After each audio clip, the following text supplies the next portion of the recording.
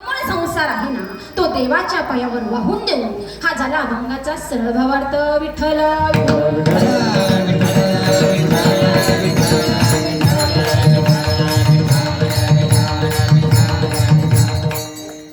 तुकाराम महाराज देवाला आवडणाऱ्या भक्तीचे वर्णन करतात. मग कोणती भक्ती? तर गळ्यामध्ये पवित्र अशी तुळशीची माळ घातली पाहिजे, कपाळाला गोपी चंदन टिळा लावला पाहिजे, आषाढी कार्तिकी पंढरीची वारी केली पाहिजे. पण आपण तसं करत नाही. तर लक्ष जरा माझ्या चपलांकडे घेऊ. म्हणजे आपली भक्ती कशी आहे स्वाती? आपलं कसं आहे ना महाराज, वार बदलला की भक्ती बदलते. बरोबर आहे ना? जरा प्रफुल्ल बसा, प्रफुल्ल जरा फ्रेश बसा. बरोबर आहे की नाही? आपलं कसं आहे, वार बदलला की भक्ती बदलते. सोमवार आला की कोणाची भक्ती करतो? महादेवाची. शिव भोळा चक्रवर्ती,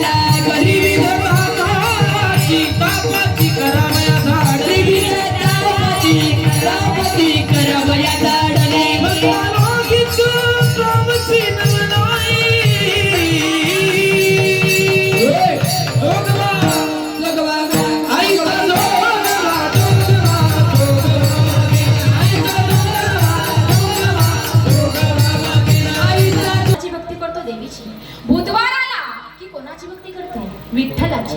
विठ्ठल माझा माझा माझा माझा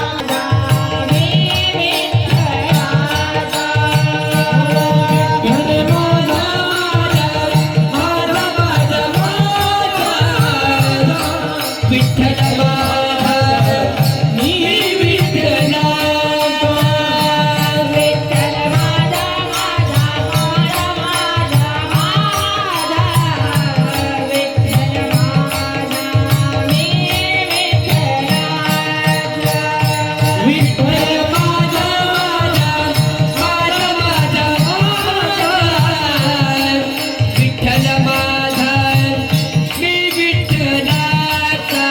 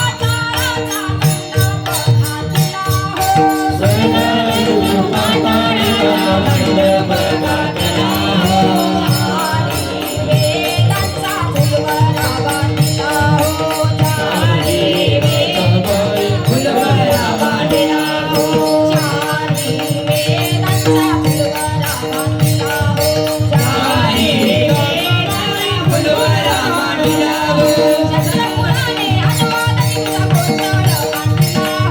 शास्त्रपुराणे तुझा गोंधळ मांडला हो. शास्त्रपुराणे अनुवादी तुझा गोंधळ घातला हो. बोला बोला बोला बोला बोला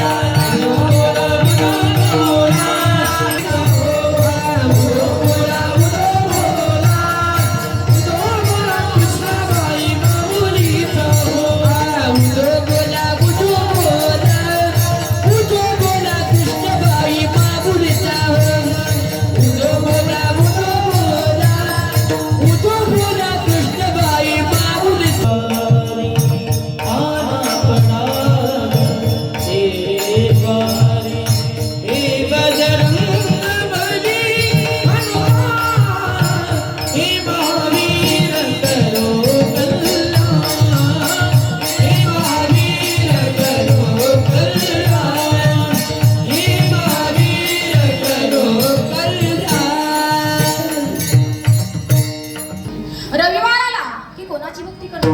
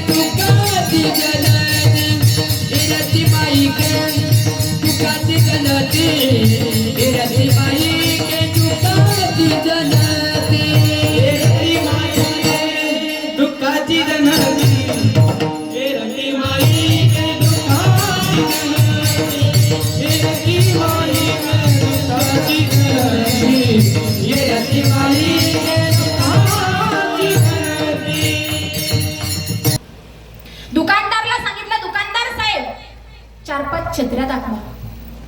त्या दुकानदाराने त्याला 4-5 छत्र्या दाखवल्या. तो माणूस म्हणाला, दुकानदार साहेब या सगळ्या छत्र्यांमध्ये नंबर 1 छत्री कोणती? त्या दुकानदाराने त्याला एक छत्री काढून दिली. ही घ्या म्हणे एकच नंबर छत्री. काय सांगितलं? ही घ्या म्हणे एकच नंबर छत्री. तो म्हणला काय गॅरंटी वॉरंटी काय आहे का नाही छत्रीला? दुकानदार म्हटलं आहे ना. छत्रीला काही झाल्यास 5 वर्षात नवीला नवी देणार म्हणे. काय सांगितलं? छत्रीला जर काही झालं तर 5 वर्षात नवीला नवी देणार म्हणे. फक्त छत्रीला 2 गोष्टींना जपायचं. आता कोणत्या 2 गोष्टी बरं माहिती तुम्हाला?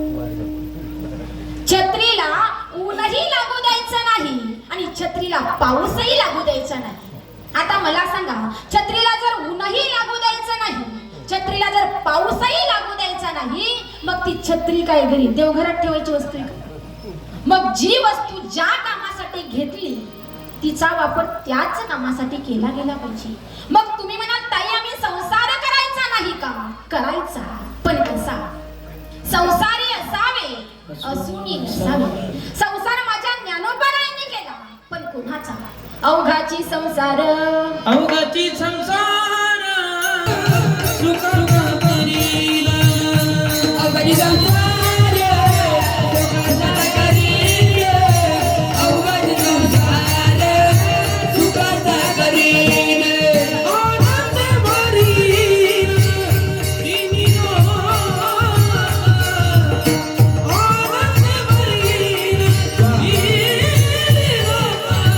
काही नगे माये दया पंढरपूर काही नगे माये दया पंढरपूर काही नगे माये दया पंढरपूर काही नगे माये दया पंढरपूर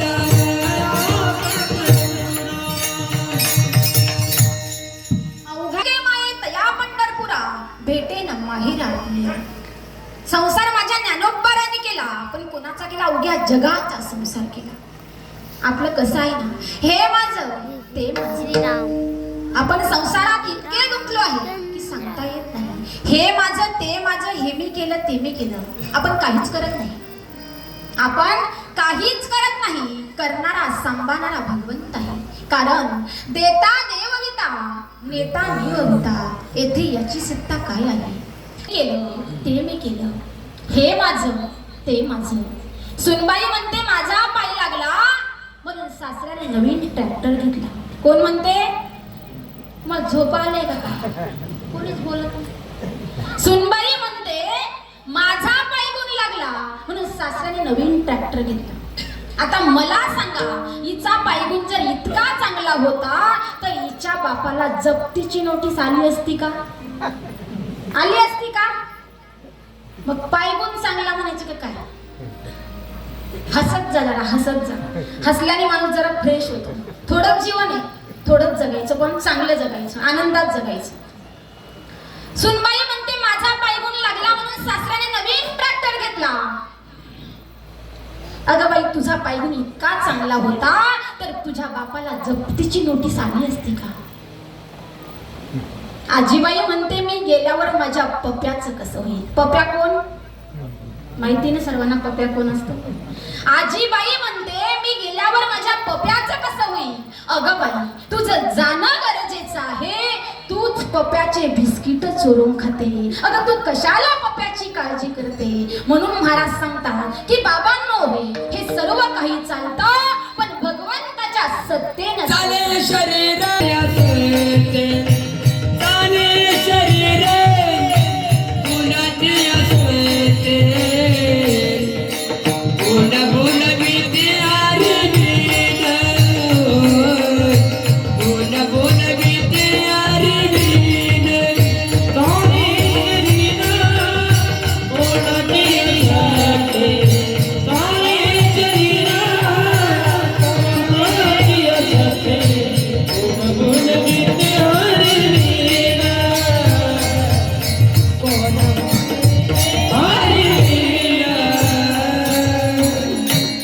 वृक्षात सत्तेशिवाय झाडाचं पान सुद्धा हलू शकत नाही. म्हणून या नरदेहात जन्माला आल्यानंतर भगवंताला कोणती व्यक्ती आवडते? अभंगाचं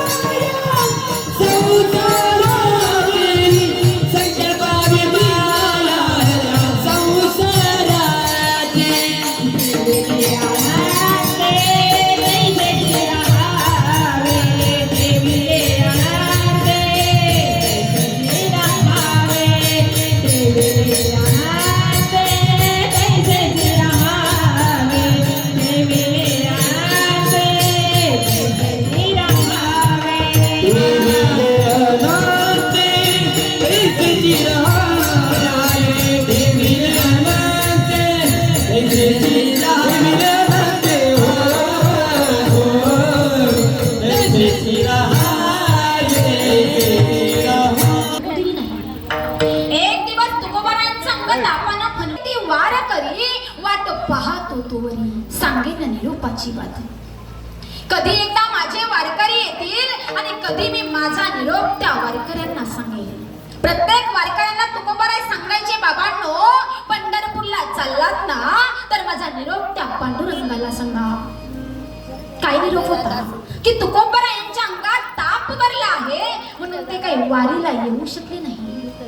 त्यावेळी सर्व वारकरी पंढरपूरला पोहोचले. चंद्रभागेचं स्नान केलं, पुंडलिकाचं दर्शन घेतलं आणि दर्शन पाहायला लागले. त्यावेळेला दर्शन घेताना वारकऱ्यांना तुकोबारांची आठवण झाली. त्यांनी देवाला सांगितलं, देवा हो देवा, आज लाखो वारकरी तुमच्या दर्शनासाठी पंढरपुरामध्ये आले आहेत.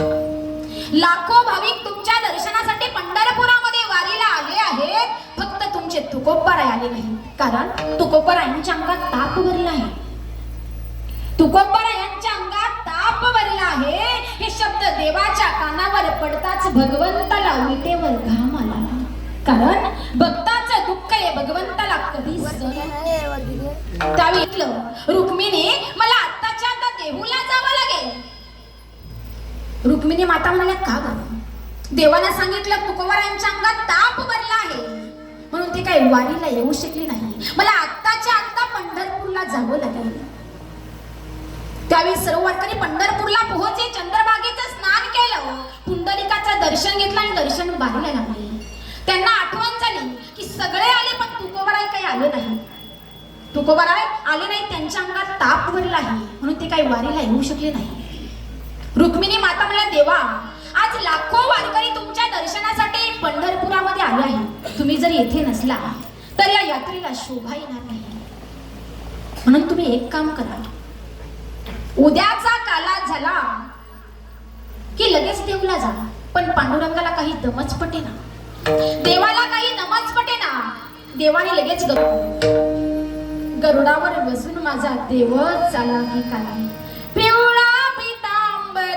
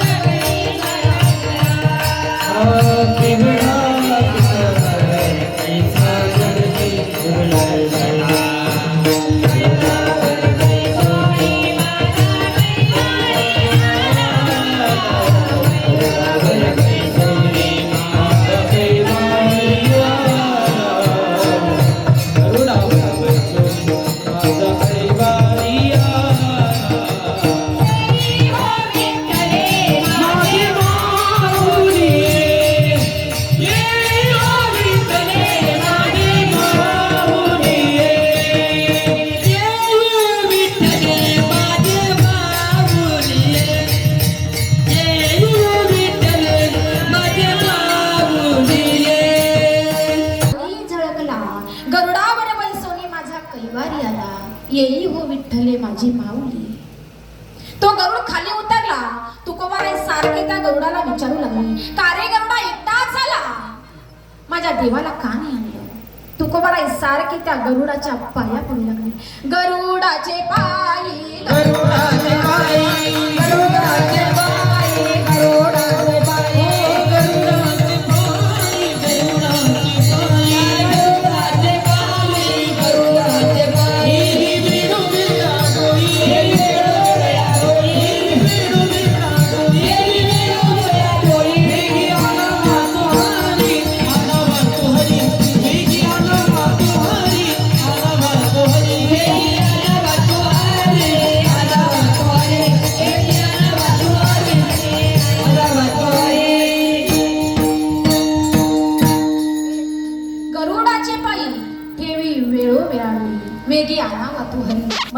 आणि ते उतरले.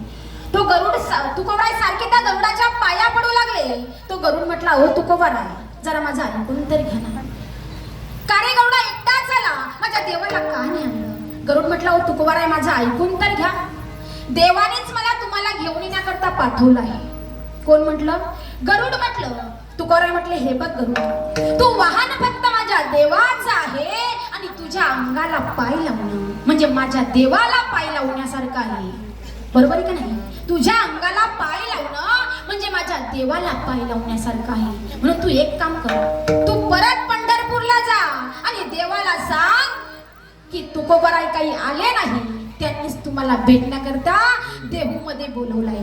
आता मला सांगा, महिला मंडळ, पुरुष मंडळ, आपण एवढे इथं बसला आहात, आपण म्हणू का देवाला, देवा आम्ही काही येत नाही तुझ्या मंदिरात, तुम्हीच आम्हाला घरी भेटायला या ना, असं म्हणू का देवाला आपण? कारण आपली तेवढी भक्ती नाही, आपली तेवढी भक्ती नाही. माझ्या पांडुरंगाने सकाळचा काला होत दिला आणि दुपारी लगेच देऊला गेले. तुकोबारायांच्या समोर उभे राहिले. काय तुकोबा, कसं वाटतंय?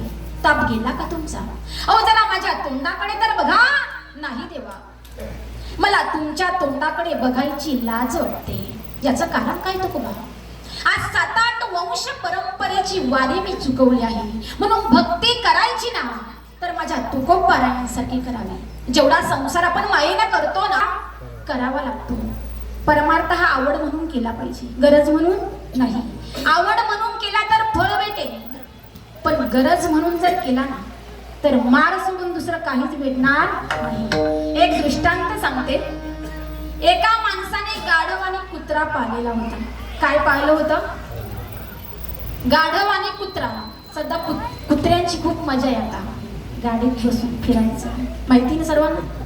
तसं त्या माणसाने एक गाढव आणि कुत्रा पाळलेला होता. तो माणूस दररोज कामावरून घरी येताना कुत्र्याला काय आणायचा? गुड्ड्याची बिस्किट आणायचा. कुत्र्याला गुड्ड्याची बिस्किट आणायचा. मालक घरी आला, तो कुत्रा मालकाच्या गळ्यात पाय टाकायचा.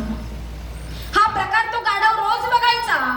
गाढव विचार करायचा, अरे कुत्रा दिवसभर एका जागेवर बसून राहतो, काहीच काम करत नाही, तरी याला मालक गुड्डेची बिस्किट देतो काय? मालकाच्या गळ्यात पाय टाकतो तरी तू त्याच्या डोक्यावरून हात फिरवतो काय? आणि मला जर एकदा चारा टाकून गेला ना तर पुन्हा बघायला सुद्धा येत नाही. मग त्या गाढवाने विचार केला. काय विचार केला? गाढवाने विचार केला की आपण पण उद्या कुत्र्यासारखंच वागायचं. बरोबर आहे ना? कुत्र्यासारखंच वागायचं. दुसऱ्या दिवशी मालक घरी आला महाराज. गाढवाने जसे का त्या मालकाच्या गळ्यात पाय टाकले, मग काय झालं? तसा तो मालक खाली पडला. पडल्यानंतर तो उठला. इतका चिडला, इतका चिडला, इतका चिडला आणि गाढवाला इतकं मारलं, इतकं मारलं, इतकं मारलं तर काही विचारू नका. ते गाढव उठलं आणि कोणाकडे गेलं? कुत्र्याकडे गेलं. काय रे बाबा, तू दिवसभर एका जागेवर बसून राहतो, काहीच काम करत नाही, तरी तुला मालक गुड्डेची बिस्किट देतो काय? तू मालकाच्या गळ्यात पाय टाकतो तरी मालक तुझ्या डोक्यावरून हात फिरवतो काय? आणि मला जर एकदा चारा टाकून गेला तर हा मालक पुन्हा बघायला सुद्धा येत नाही. याचं कारण काय? तर तो कुत्रा म्हणाला.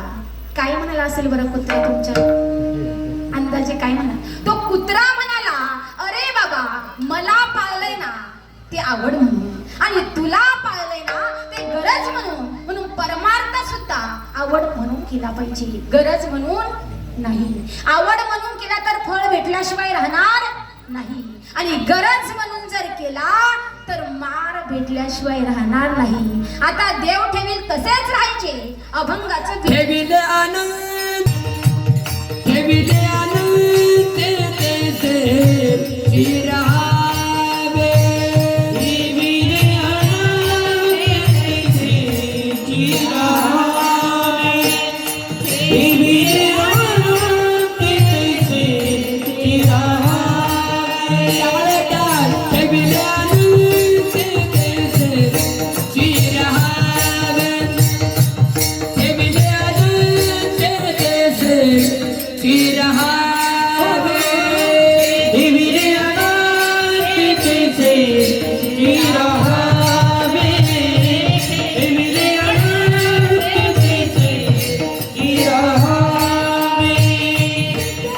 असू द्यावे समाधान, किती असू द्यावे समाधान, ठेविल्यान ते देश चिरावे, ठेविल्यान ते देश चिरावे, किती असू द्यावे समाधान, किती असू द्यावे समाधान, ठेविल्यान ते देश चिरावे, ठेविल्यान ते देश चिरावे, ठेविल्यान ते देश चिरावे, किती असू द्यावे समाधान, किती असू द्यावे, ठेविल्यान ते देश चिरावे, किती असू द्यावे समाधान, किती असू द्यावे. आपल्या गळ्यात जर 2 तोळ्याचा हार असला आणि शेजारच्या बाईच्या गळ्यात जर 4 तोळ्याचा हार असला ना, माणसांनाच हसू आलं पाहिजे.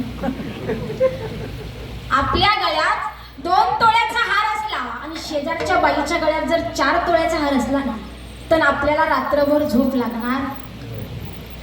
महिला मंडळ हो का नाही? पुरुष मंडळच बोलताय नाही लागेल ना तुम्हाला, कारण सोनं खूप महाग झालंय आता. बरं, आपल्या गळ्यात 2 तोळ्याचा हार असला आणि शेजारच्या बाईच्या गळ्यात जर 4 तोळ्याचा हार असला तर आपल्याला रात्रभर झोप लागणार नाही. आपण रात्रभर नवऱ्याला सांगणार, ओ त्या शेजारच्या बाईच्या नवऱ्याने तिला 4 तोळ्याचा हार करून दिला. ती 5-6 वेळेस आपल्या घरी आली आणि सांगते, माझ्या नवऱ्याने मला हार करून दिला, माझ्या नवऱ्यानेच आहे. मग आपण काय म्हणतो? मला वाटतं करू, म्हणून मला वाटतं करून टाकू, म्हणजे तिचं आपल्या घरी येणं जाणं तरी बंद होईल. म्हणजे आपलं मन कसं आहे? चित्ती, समाधानी नाही. पुरुष मंडळ, आपल्या भावाने जर त्याच्या मुलीचं लग्न जोरात केलं ना, तर आपल्याला समाधान वाटणार नाही का? वाटेल? आपण लगेच म्हणतो, माझ्या मुलीच्या लग्नाचा मंडप त्याच्या दारापर्यंत टाकू, 2 एकर जमीन विकू, पण त्याची पुढचं तुम्ही बोलायचं, पण त्याची जिरवू. अरे बाबा, आता कसं झाले ना महाराज, जे चित्त आपल्या संतांनी निर्मळ ठेवायला सांगितलं ते चित्त आपलं निर्मळ नाही, कारण त्या चित्तात सर्वात जास्त घाण भरली आहे. मला सांगा महिला मंडळ, आपल्या माहेरचा जर एखादा पाहुणा यायचा असला ना, कुठला म्हणते मी? माहेरचा, तर आपण सकाळपासून त्या घराच्या साफसफाईला लागतात, बरोबर आहे ना?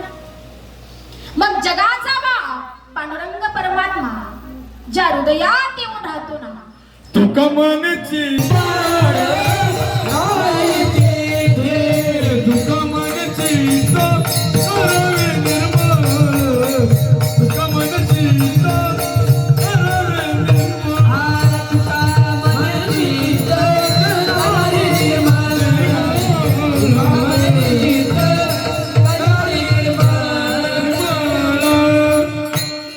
तुका मने चित्त करावे निर्मळ, येऊनी गोपाळ राहे तिथे. अगदी लक्षपूर्वक ऐका, जेव्हा तुम्ही बाहेरून निर्मळ व्हाल तेव्हा तुम्ही डायरेक्ट देवापर्यंत जाल. जेव्हा तुम्ही बाहेरून निर्मळ व्हाल तेव्हा तुम्ही डायरेक्ट देवापर्यंत जाल, पण जेव्हा तुम्ही आतून निर्मळ व्हाल तेव्हा देव डायरेक्ट तुमच्या घरातच आल्याशिवाय राहणार. साठविला साठविला हरी हृदय मंदिरी, हृदय मंदिरी, हृदय मंदिरी,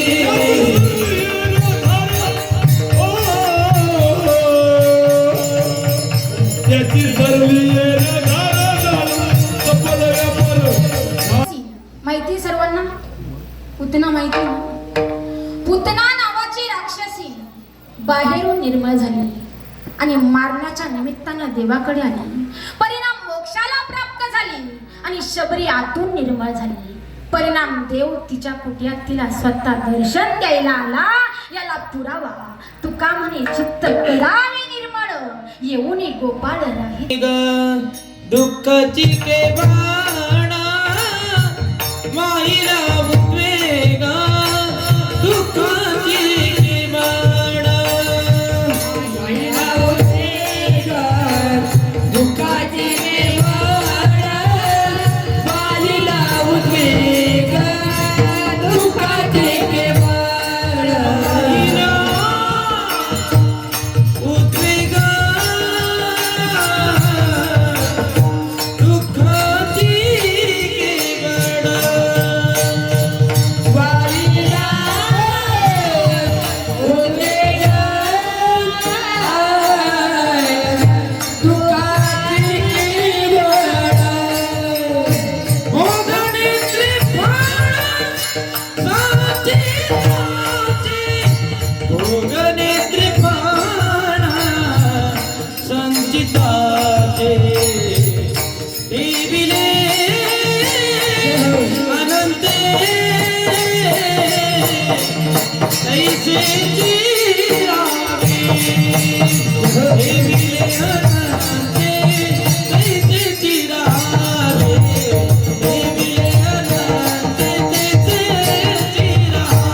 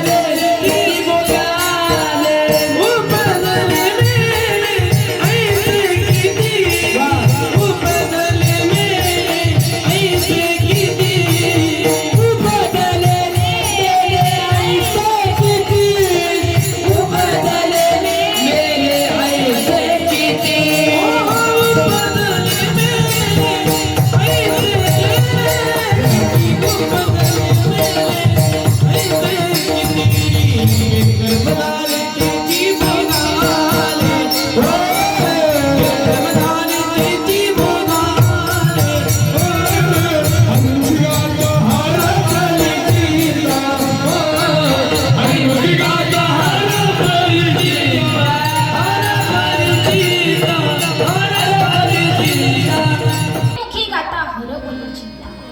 कारण कर्माचे भोग देवाच्या बापाला सुद्धा चुकले नाही. दशरथ राजाला 4 मुले होती, पण अंतकाळी एकही मुलगा जवळ नव्हता. 4 आणि आताच्या बायका काय म्हणतात, पाणी पाजायला वंशाचा दिवा पाहिजे. ओ 4 मुलं होती. जगाचा बाप होता, विश्वाचा नायक होता, सृष्टीचा निर्माता होता. 4 मुले होती, पण अंत समयाला पाणी पाजायला एकही मुलगा जवळ नव्हता. 4 पुत्र त्या दशरथा, पण अंतकाळी एकही नव्हता. याचं कारण राजा दशरथाला श्रावण बाळाच्या आई वडिलांचा लागलेला शाप. याचं कारण राम लक्ष्मण वनवासात